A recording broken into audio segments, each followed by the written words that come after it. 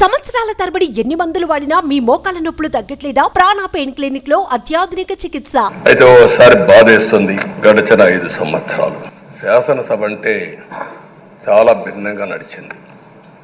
ఎంతో పవిత్రమైన శాసనసభను గత ప్రభుత్వం ఒక వికృతమైన పోకడలు, నీచ రాజకీయాలు, వ్యక్తిత్వ హననానికి ఒక వేదికగా చేశారు. ఇదే అసెంబ్లీలో దూషణలు, బూతులు, వెక్కిరింతలు, కక్ష సాధింపులు, మైకు లేకుండా పోవడం ఒకటి కాదు, చాలా సమస్యలు వచ్చాయి.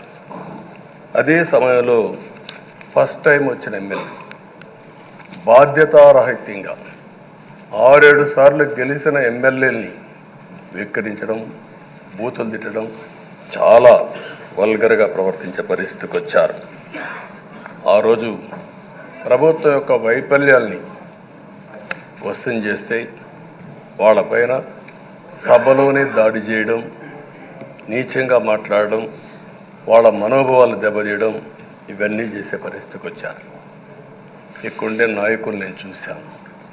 ఆ రోజు తెలుగుదేశం పార్టీ 23 మంది గెలిచాం. జనసేన లేరు, బీజేపీ లేరు.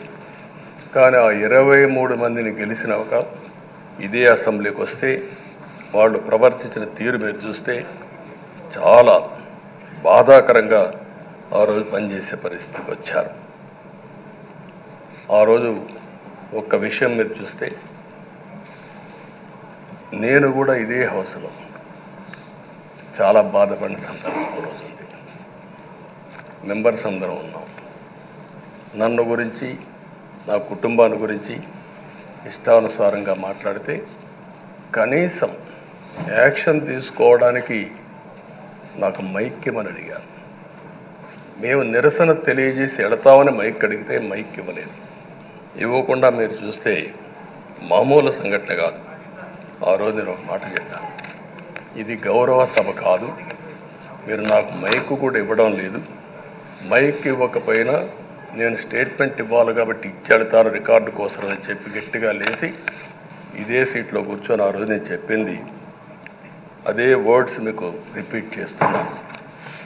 నేను స్టేట్మెంట్ ఇవ్వాలనుకున్నాను, మీరు మైక్ ఇవ్వకుండా చేశారు.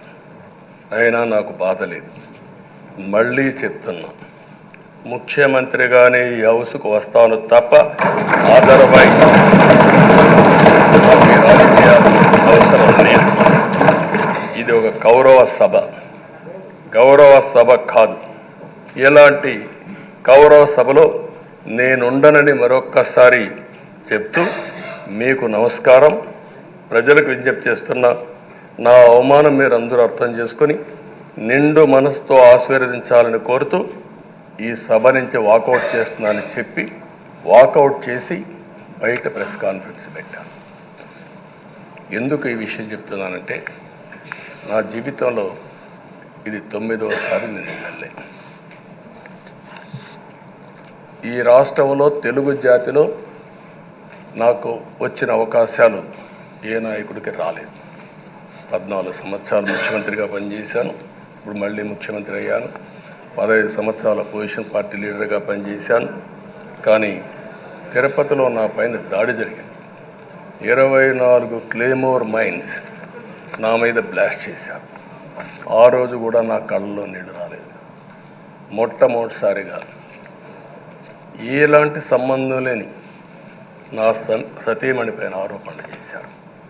ఆ ఒక్కరిపైన కాదు, ఈ రాష్ట్రంలో ఆడపడుతులందరిపైన, గౌరవంగా బ్రతికే ఆడబిడ్డలందరినీ అవమానం చేయడం, సోషల్ మీడియాలో పెట్టడం, క్యారెక్టర్ అసాసినేషన్ చేయడం, ఇలాంటి చాలా సంఘటనలు జరిగాయి.